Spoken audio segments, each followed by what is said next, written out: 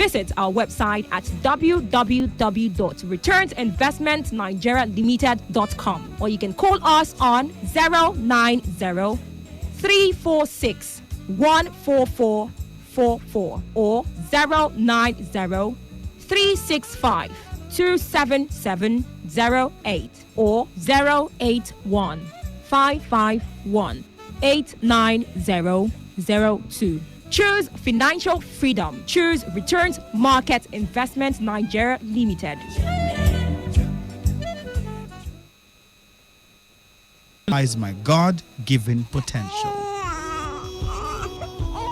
I will not complain. I will not criticize. Rather, I will use my skills, gifts, relationships, and experience to find long-lasting and revolutionary solutions to the many challenges confronting Nigeria.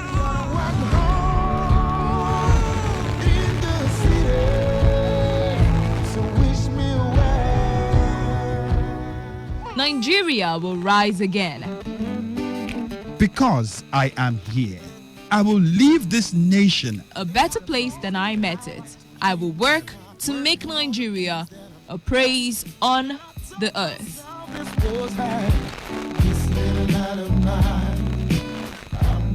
I will work to make Nigeria a praise on the earth.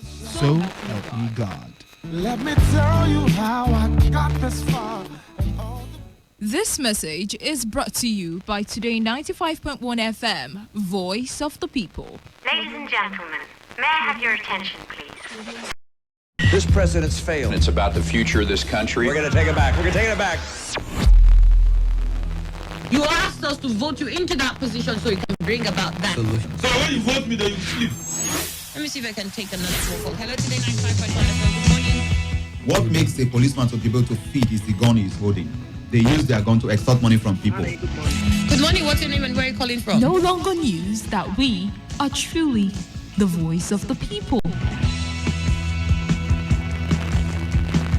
Am I not a slave again? I refuse if you are. If you yes, are yes, slave. Let's not get to that now. So the Nigerian He's fucking slave. You spot the difference now?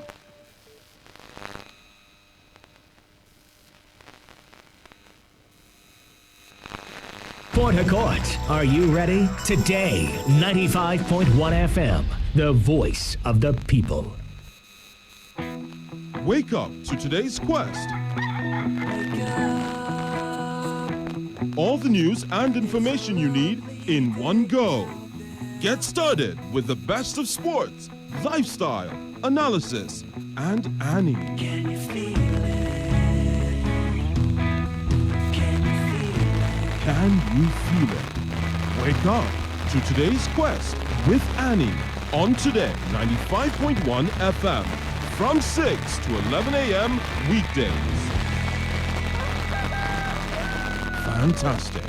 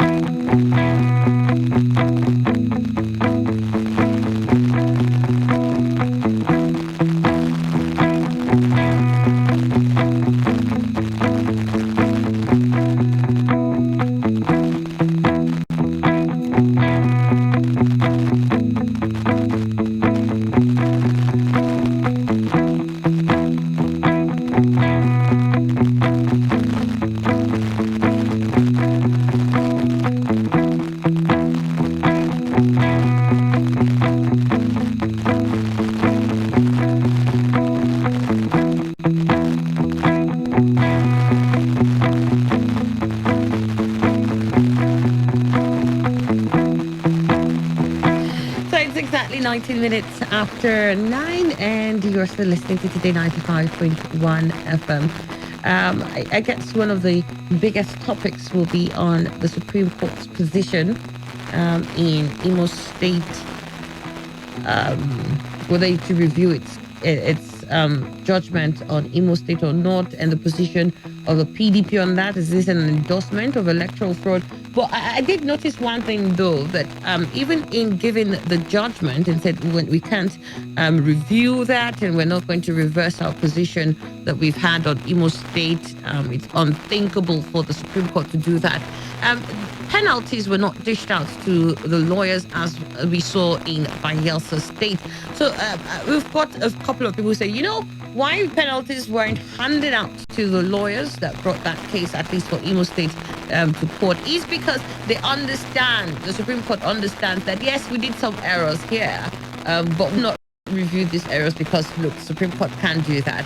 But that's why punishment was not given, so to say, to the lawyers, as opposed to what was obtainable in Bayelsa State. So that is the angle I want to focus on here now.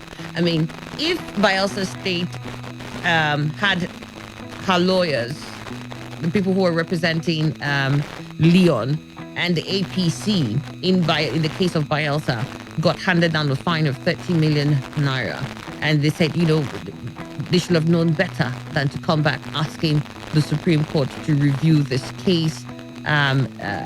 In fact, Justice Auji said she almost shed tears, that this is unheard of, that you approach the Supreme Court to review her decision. And because of that, she found them in contempt of court and ordered them to pay 30 million naira to PDP, to the governor of Bayelsa State and the deputy.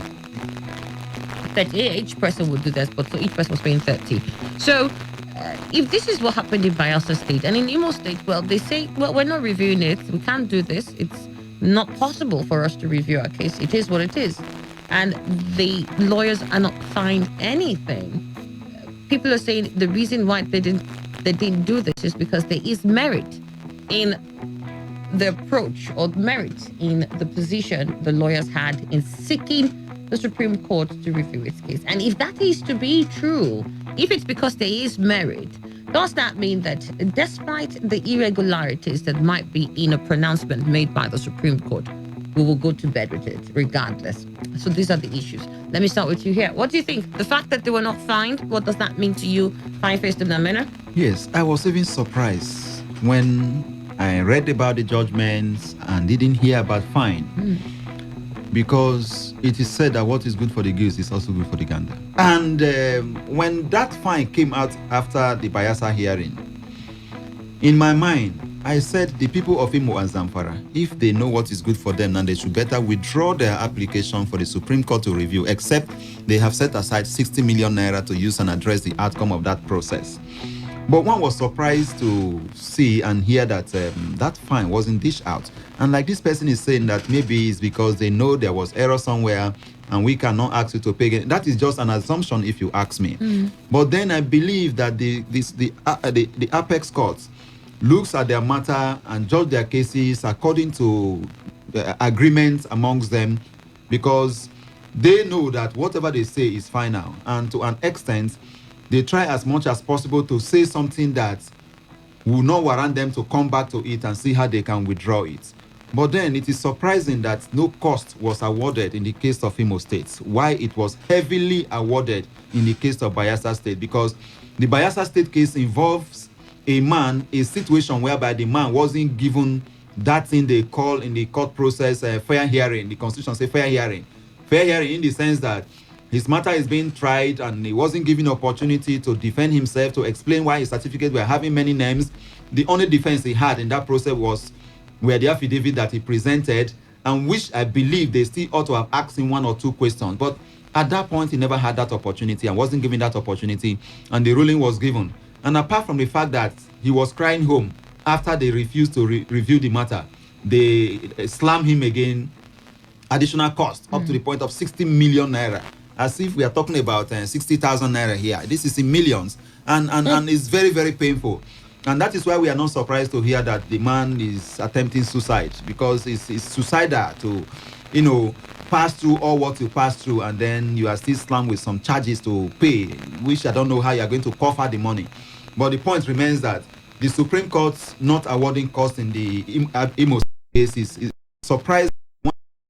Do that Zamfara coming forward, we don't know whether they are going to toe the part of Bayelsa or still toe the part of Imo by not awarding cost. But whatever it is, I think they need to do what they know is the best for the interest of the country. All right, but your thoughts, which is the fact that no cost was awarded, they didn't give no penalties here, the lawyers came and left, so to say, compared to Bayelsa. What does that speak to you? Is a kind of way of dealing with, is a kind of admittance that something went wrong with their earlier judgment, is a kind of dealing with the scruples of guilt that they have, that has been haunting them. Then is a kind of evading, what would have been a kind of backlash, to draw more attention to the real legal technicalities and errors in their earlier judgments.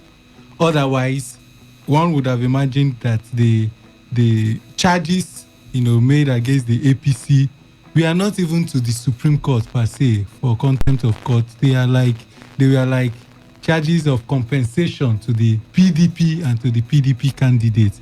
Okay, it was as if they used it as an opportunity to pay the PDP for damages of the inconvenience, not even themselves. Why not do that?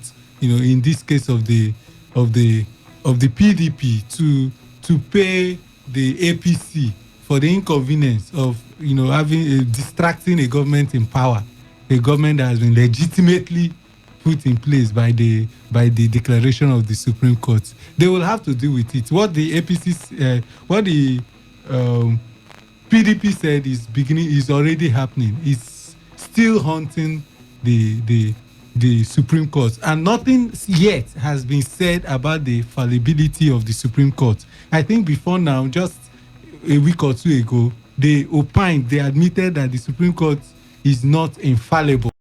Okay, that it's possible for their judgments to be reviewed. They might be the final court of appeal, but they are not infallible. All right. So your thoughts, that? Yes, Annie. For me, I want to ask what law did those who sat last week read, and what law did these ones that sat yesterday read? What kind of? Or is it just the discretion of the judges to say, okay, having done this is what we are going to award? Maybe there is no law anywhere that stipulates that, because when she was reading that judgment, she spoke directly, like she was talking to them as individuals, to say that in her eyes that senior members of the bar would do this kind of thing. I had the privilege to speak somewhere where I was saying, what's our business with people that come before you feeling aggrieved? Like what Wale Lanipekun said, was it day before yesterday, that then they all know the truth, and everybody knows the truth, and that the truth will one day have to speak that they have done nothing wrong. Again, you ask the same persons, because the Bayelsa case you never reviewed. You only say, we cannot go there, we cannot do it. Yesterday's one, you said you cannot do it. And so why did you not award the costs? It has nothing to do with whether feeling guilt or no. That has nothing to do with it. The truth is that I think it's just the discretion of the judges that feel this is what we should do, because it's not stipulated anywhere whether a man should pay, whether it should be 1 million or it should be 10 million, it should be 100 million. It's just the discretion of the judges there at that particular time that sat on that case.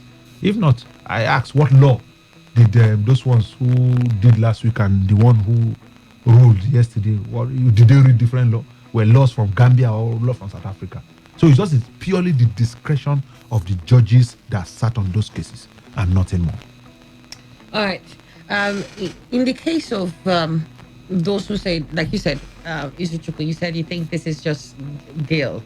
So do you think there was no need for guilt in Bielsa State, or there was an element of need to even consider the side of Leon and APC in that case when they said, look, this candidate has not been allowed to defend himself in all the places and the processes we have?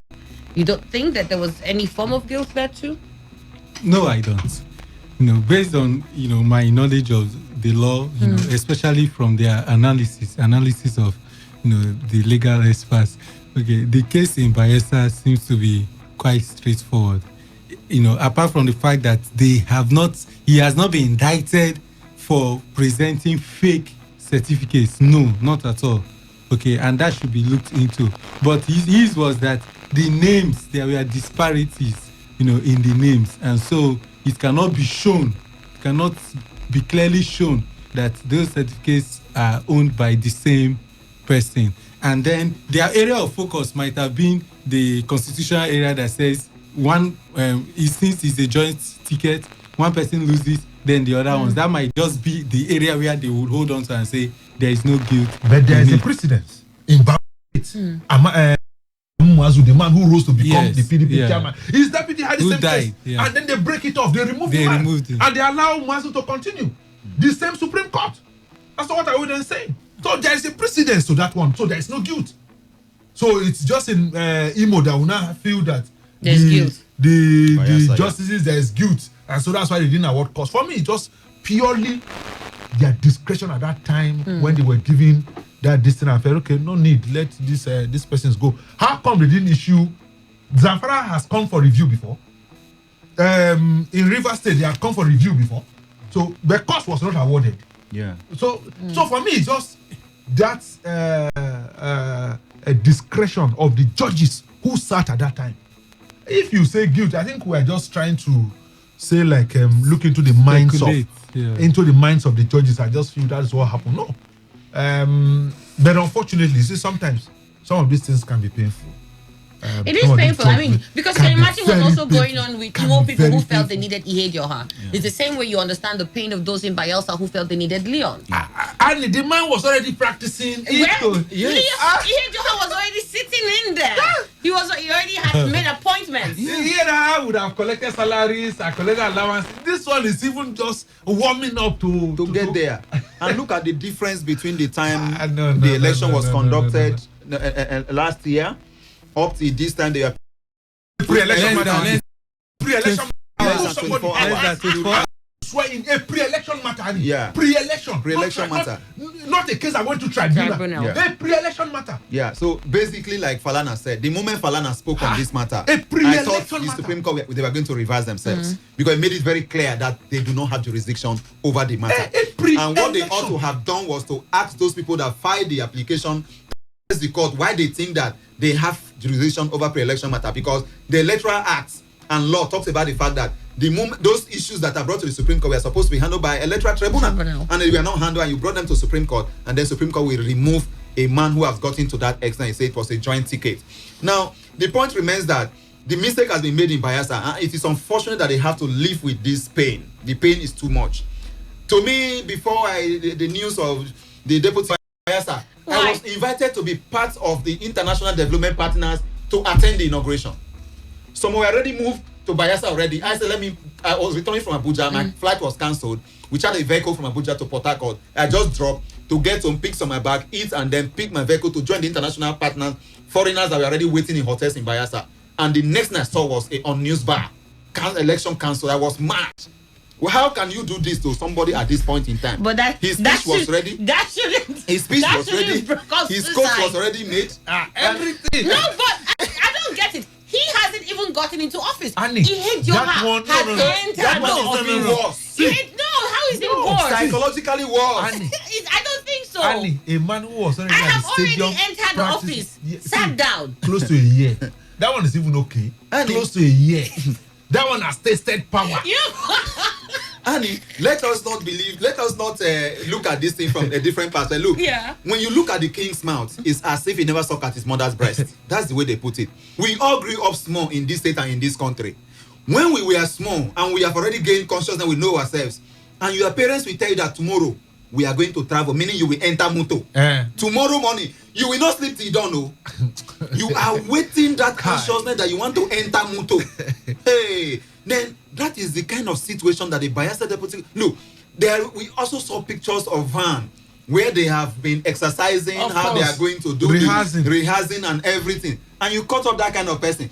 They need to be flown abroad though for psychological treatment. Because we don't know what can happen to these people. And you don't do that. That's why I said the Supreme Court took a very clear, guided by wisdom decision. For example, the day that judgment was given, 3 days after, 72 hours after, some persons went to the house of Mary Odili and said, it's a dangerous, the Supreme Court should not allow, it's a very dangerous. They went to a house. You know, I once said here, I have never in my life seen a judge before. All I see is on TV. On TV. I had never seen where someone will tell me, this man is a judge. So they are like, they are sacred, that's how they are. Even knowing the house of a judge, for those criminal elements, if the Supreme Court, imagine that the Supreme Court has actually revisited the issue and give maybe another judgment, what do you think would have happened to Mary Odili? So the Supreme Court just took a wise decision. So it is not whether about guilt or no guilt. They just felt, see, they know in the case of Buhari and Yaradua, which was 4 against 3. And what was the CJN did that? I said, for the sake of national security. Yeah. Not for the sake of national, not that there was no fraud. So the decision they took, you know, calm every nerve. Nobody is going to accuse one judge, accuse the other judge. Imagine that, okay, yesterday's this thing, and that they have actually revisited it and turned it off. What would you have said of Tanko? Because Tanko led that judgment. You should mention something about Tanko. No. Why do you have to be Tanko again? No, I'm coming. Yeah. Imagine that. You see, they too have sat down and looked at this thing clearly. For the sake of national security, a lot of things would have gone back. If they had actually gone to revisit those judgments and maybe either way reverse those judgments. Just imagine that Bayelsa is reversed. What would happen to Mary Odili? I'm telling you. So they too have looked at the whole thing, looked at the security issue. It's just tell you we cannot visit this. So are you sure? No, sorry, I'm coming. These are the things that you just look at because immediately after judgment, 3 days after, people went to a house. This is confirmed to protest. Imagine that is revisited, then you now say, oh, because she's a wife of a PDP chieftain. That was why she gave that judgment. So to be wise and make the whole thing. Okay, now they gave that judgment last week. This I do not calm down as everywhere not gone down quietly now. Everyone's going on that own. All right. What do you want to say, Isichoko? You have just said what I said, but from a different angle. What they did in both cases was to sit down and decide what to do. In that decision, they said, okay, for us to calm everybody down, we know this is. That's what I called guilt. Dealing their mistakes haunting them. It's not just all about discretion. It's a premeditated arrangement. If we do this is the consequence. If we do this is the consequence. This is how we are going to do. You have just affirmed that, you know, for the case of Bauchi, you know, for the case of Yaradua Buhari, you have for the case of APC and Tony Cole and all that. So they've been doing the reviews. They've not been handing out charges, you know. No. They refuse to do review in Tony Cole and all that. They refuse to do review. Okay, but the issue they hand over charges. These ones they have done now. The Supreme Court is supposed to be blind to sentiments, you know, blind to emotional considerations. If they're blind enough to that point where they say, look, for you even asking us to review this, you will be fined this much. I'm thinking that how come you're not blind in that same That is it. No. It's not all about discretion. The Supreme Court is not just to give judgment. It's not all about discretion. Justice. They are also to correct. In the case of Amechi never asked that he should be declared governor. It was never part of his prayers. But that he was the person who was supposed to go and contest that election. But they felt, no, you are the person who is now the governor. So the Supreme Court is not just to give you justice or you go there and get judgment or no. They are also to correct, to change things, to say, no, this is how this thing is supposed to be. They can do that. They can delve into those angles and correct certain things like that. But I don't want to just believe that maybe guilt, and that's why they didn't award costs. But it's just discretion at that time. They refuse to award those costs. Yeah, and what I want to add is that it is on record that at the lower courts, we talk about the court, the fact that the court is not Father Christmas that we award what you never asked for. Yes. But at the Supreme Court level, we are seeing those things happening. And my knowledge of Nigerian legal system and international law has it that, law is an instrument of social engineering. And if law is an instrument of social engineering, it helps to stabilize society and to make society to go forward.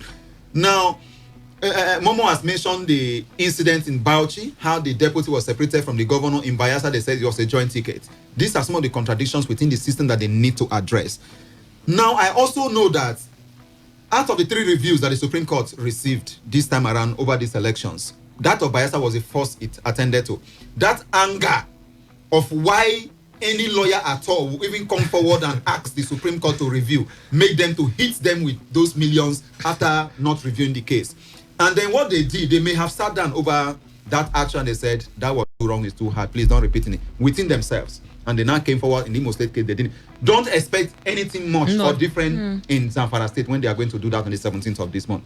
But the point here remains that whatever has happened from all these processes, I never support them to review their judgment, because if that is done, the application that will flood the Supreme Court over judgment from 1999 to date will be much. And that will amount to the Supreme Court losing its integrity. But that they have done, they have to, what has happened this way is to make them to sit up in their subsequent judgment, to making sure that any judgment they are given out is in the interest of the country and will contribute to national unity and cohesion. Sake says, speaking on the Imo case, Sake said the Supreme Court, aside dismissing Ihedioha's application for review, ought to have imposed a higher fine on his lawyers. Of course, the lawyers who represented Ihedioha should have been fined. If the lawyers who represented the APC candidate in Bayelsa could be fined. And in my view, the wrong done in Bayelsa is far more. And that is if you consider if any wrong was done in Ihedioha, then the fine for Ihedioha.